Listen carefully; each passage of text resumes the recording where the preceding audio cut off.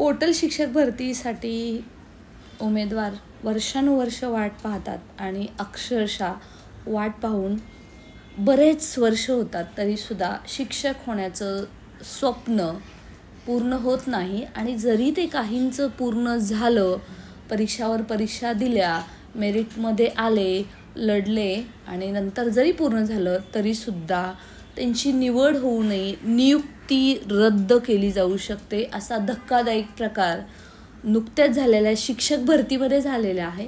आणि अर्थातच हा व्हिडिओ त्यांच्यासाठी मार्गदर्शक आहे जे शिक्षक भरती 2025च्या रेसमध्ये आहेत, वाट पाहत आहेत. त्यांनी तर ही कोणती चूक नाही आहे.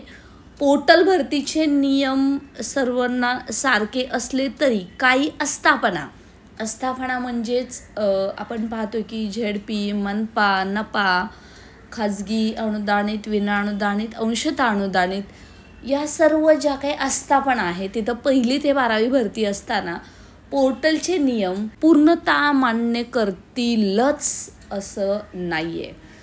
असा धक्कादायक प्रकार शिक्षक भरतीबाबत घडलेला आहे आणि इथून पुढे घडू नये. पण प्रकरण काय आहे, नियुक्ती का नाकारण्यात आली या संदर्भात सविस्तर माहिती आपण या व्हिडिओमध्ये घेणार आहोत. ऑथेंटिक 100% माहिती आपल्याला आस्थापनेकडून आपल्याच हक्काच्या अभियोग्यताधारकांनी स्वतः पाठपुरावा करून मिळवलेली आहे. त्याचं नावसुद्धा आपण पुढे घेणार आहोत आणि अर्थात ती व्हेरीफाय करूनच हा व्हिडिओ आपण बनवत आहोत. मित्रांनो, विषय असा आहे की पोर्टल शिक्षक भरती 2022मध्ये अगदी पहिल्या टप्प्यामध्ये असेल त्यावेळेस बऱ्याच आस्थापनांनी जागा दिल्या होत्या आणि त्याच्यामध्ये जवळपास 850 ते 900 जागा त्या एका आस्थापनाने दिल्या होत्या. ते म्हणजे मुंबई BMCच्या आस्थापनाने. इवन कन्व्हर्जन राऊंडमध्ये सुद्धा त्यांच्या जागा आल्या होत्या. आणि हे आल्यावरती आता शिक्षकांना जवळपास वर्ष लागलं त्यांची नियुक्ती व्हायला. आणि ती नियुक्ती होताना बरेच शिक्षक आहेत ते बाहेर फेकले गेलेले आहेत.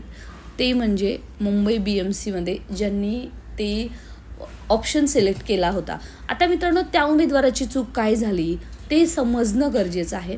सर्वप्रथम पोर्टल भरतीचे नियम वय असेल किंवा पात्रता असेल याच्या संदर्भात सर्व आस्थापनासाठी सेम आहे. तशा पद्धतीचा GR सुद्धा आहे. तरीसुद्धा काही आस्थापना मात्र स्वतःचे नियम लावतात, कारण त्यांचे स्वतःचे नियम असतात आणि ते नियम जर फॉलो केले तरच भरतीमध्ये त्या उमेदवारांना चान्स मिळणार असतो. मग त्याच्या अगेन्स्ट आपल्याला कोर्टातही चॅलेंज करता येत नाही आणि अशाच प्रकारे उमेदवारांवरती अन्याय झालेला आहे.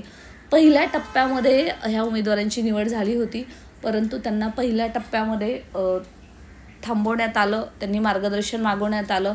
बरेच लढले, शिक्षण मंत्री, मुख्यमंत्री सर्वांना जाऊन भेटले आणि अक्षरशः आयुक्तांनी सांगितलं की आम्ही यांना नियुक्ती देऊच शकत नाही कारण हे नियमाचं उल्लंघन करतात. मित्रांनो, नियम कोणता आहे तर तो वयाच्या संदर्भातला नियम आहे.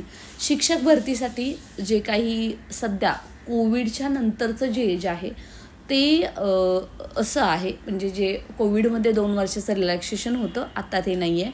जर ओपन कॅटेगरीतील उमेदवार असेल तर त्याचं एज आहे 38 इयर आणि जर रिझर्व कॅटेगरीतील उमेदवार असेल तर त्याचं एज आहे 43 इयर सगळ्या व्यवस्थापनासाठी. परंतु मुंबई BMCमध्ये ह्या एजमध्ये बदल करण्यात आलेले आहेत आणि ते बदल त्यांनी जेव्हा BMCचे जेव्हा वेगवेगळ्या भरती होतात त्याच्यासाठी लागू आहेत तेच बदल इथं सुद्धा लागू होणार आहेत. आणि त्याच्यानुसार उमेदवारांनी जेव्हा ऑप्शन सिलेक्ट करायचा आहे, प्रिफरन्स सिलेक्ट करायचा आहे, तर अजून त्याच्यासाठी वेळ आहे. तरीसुद्धा अवेअरनेस वाढायला हवा आणि आता या उमेदवारांना कोर्टात सुद्धा थारा मिळालेला नाही आहे, म्हणून हा व्हिडिओ बनवत आहे. तर मित्रांनो, उमेदवारांनी या आस्थापना सिलेक्ट करताना आपलं वय त्यांच्या कॅटेगरीमध्ये बसतं आहे का याचासुद्धा विचार करायचा जरी तुम्ही ओपन कॅटेगरीचे असाल. तर आता अर्थातच तुमच्या सर्वांच्या मनामध्ये एकच प्रश्न असेल की मुंबई BMCसाठी एज क्रायटेरिया किती आहे. तर मित्रांनो, मुंबई BMCसाठी एज क्रायटेरिया आहे 33 इयर्स फॉर ओपन कॅटेगरी आणि 38 इयर्स फॉर रिझर्व कॅटेगरी. आता तुम्ही या कॅटेगरीमध्ये जेव्हा तुम्ही अप्लाय करणार आहात, जर तुम्ही जर एजचा क्रायटेरिया पार करत असाल तरच तुम्हाला इथं जॉबचे चान्सेस आहेत. मित्रांनो, सध्या मुंबई BMCमध्ये कला आणि क्रीडासाठी वेगळी भरती होणार आहे. पोर्टलमार्फत ती पदे भरली जाणार नाहीत. तरीसुद्धा बाकीची जी काही पदं आहेत त्याच्यामध्ये कमी पदं येऊ शकतात. काही प्रवर्गांना कमी पदं येणार आहेत, परंतु काही प्रवर्गांना मात्र भरपूर पदं येणार आहेत. कारण सध्या इथं जास्तीत जास्त पदं रिक्तसुद्धा आहेत, ते पोर्टलद्वारे भरली जाणार आहेत, एक्सेप्ट कला, क्रीडा, संगीत आणि कार्यानुभव. आता ही पदं का भरली जाणार नाहीत त्याच्या संदर्भात आपण नेक्स्ट व्हिडिओमध्ये सविस्तर चर्चा करूया. परंतु सध्या मात्र हा व्हिडिओ सर्वांपर्यंत पोहोचवा की ज्या उमेदवारांना आता नोकरीसाठी मुकावं लागलेलं आहे. मुंबई महानगरपालिकेने नियुक्ती रद्द करण्यात आलेली आहे, ती जवळपास 20 जानेवारी 2025ला. मग तुम्ही म्हणाल की आता हे सांगण्याची गरज काय? तर त्याचं कारण असं आहे की आता मात्र यांनी या नियुक्ती रद्द केल्यानंतर आयुक्त कार्यालयात खेटे मारलेले आहेत, मंत्रालयात मारलेले आहेत. मगाशी सांगितल्याप्रमाणे अगदी मुख्यमंत्री, शिक्षण मंत्री, आमदार, खासदार सर्व करून झालेलं आहे.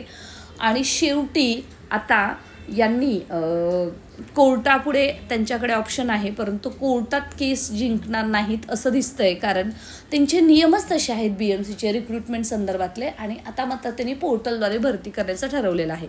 मित्रांनो, हेच कारण होतं त्यामुळे दुसरा टप्पा 2022च्या टप्प्यामध्ये ही पदं येऊ शकली नव्हती. कारण यांच्या संदर्भात त्यांच्यामध्ये बरेच कन्फ्युजन होतं.